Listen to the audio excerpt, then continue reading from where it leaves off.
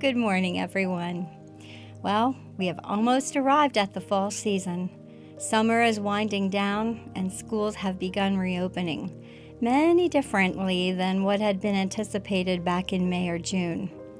There has been much uncertainty related to the virus pandemic, and for many people, this has led to an emotional state of fear and worry.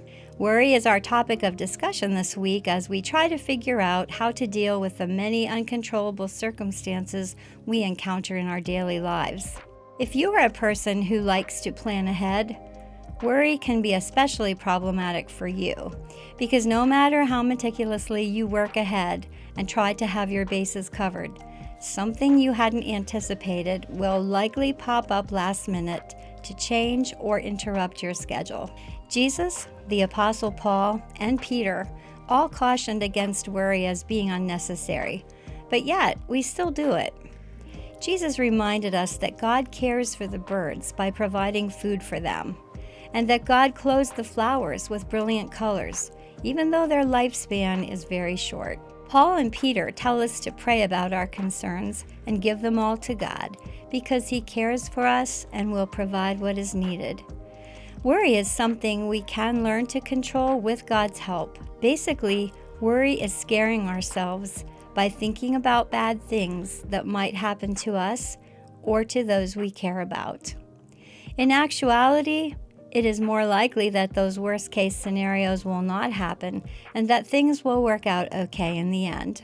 Many times, events that happen may give the appearance that we have been abandoned or forsaken by God, and we may even feel betrayed by Him. And yet, if we could see the end of the story, we would realize that God is in control and is working out a glorious plan for our good.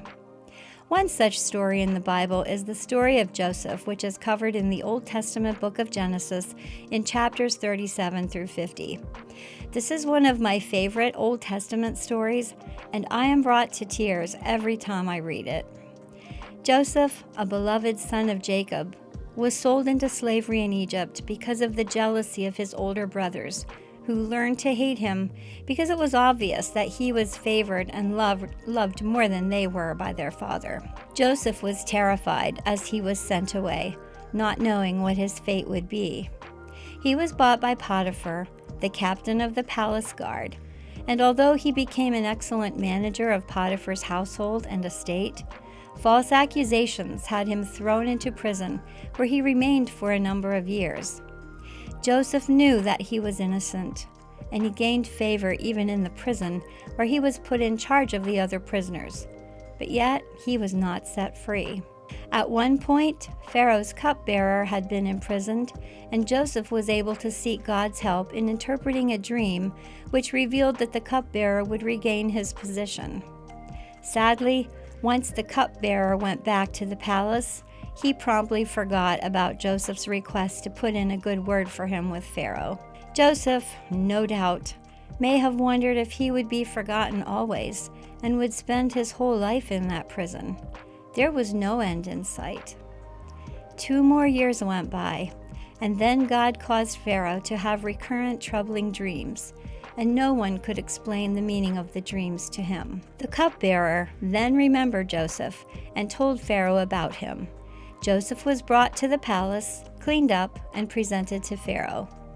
God gave Joseph the meaning of Pharaoh's dreams, which predicted 7 years of fruitful crops, which would be followed by 7 years of dreadful famine. Joseph proposed a plan to store up crops during the prosperous 7 years, so there would be ample food to carry the people through the coming years of famine. Pharaoh was so delighted with Joseph's ideas that he put Joseph in charge of the whole program and made him second in command in the whole land of Egypt. Joseph's life suddenly changed for the better. When the years of famine came, Joseph's father sent his brothers to Egypt to buy grain. They all thought Joseph was dead and did not recognize him when they met with him. He, of course, recognized his brothers and was overcome with emotion to see them again. All the pain and agony he had endured over the years came flooding back to him. The story then has many dramatic twists and turns as Joseph maintains his disguise and plays some mind games with his brothers in his attempts to coerce them to bring his younger brother Benjamin to Egypt on their next trip. The guilty brothers felt that all their troubles had come upon them because of what they had done to Joseph, and they knew that they all deserved whatever happened to them. Joseph finally revealed his identity to them and invited them to go home and get their father, their families, and their herds and move to Egypt. They were astonished and relieved that Joseph was still alive, and they did as he asked and returned to the land of Canaan to tell their father. He finally grasped the fact that Joseph was still alive and came with the entire family on the move to Egypt. He had a joyful reunion with his son with much weeping, and Jacob lived 17 more years in Egypt, where he enjoyed being with his entire family before he passed away. Joseph was able to forgive his brothers and treat them kindly even after his father passed away. In Genesis 50, verse 20, Joseph tells his brothers, "You intended to harm me, but God intended it all for good. He brought me to this position so I could save the lives of many people." You see, many years before, God had appeared to Abraham and promised that his descendants would be too numerous to count. God needed to keep that promise and knew that Abraham's grandson Jacob and his family would have been annihilated by the coming famine.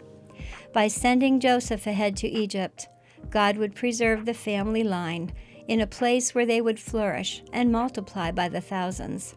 The very places where Joseph was placed gave him the training opportunities he needed to develop his skills of administration. First in Potiphar's house, then in the prison, Joseph learned to handle responsibility and oversee other people. God was not one day late in his timing.